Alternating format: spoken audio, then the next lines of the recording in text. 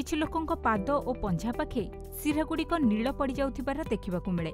एहाकु डाक्तरी भाषा भेरिकस भेन कुहाଯାଇଥାଏ। प्रथमे प्रथमे एहा किछु असुविधा सृष्टि करुनथिले मध्य धीरे धीरे एहा द्वारा पादरे कष्ट अनुभूत हेबा एवं स्टिफ हेबा भली समस्या देखा देइଥାଏ। महिलांक क्षेत्र रे एही भली समस्या अधिक परिमाण रे होइଥାଏ।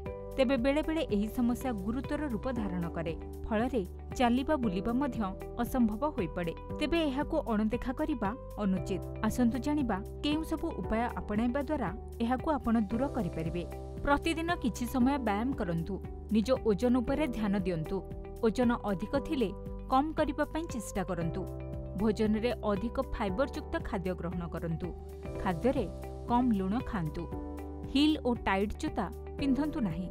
दिन रे किछि समय पई पाद को ऊपर को उठाई रखंतु।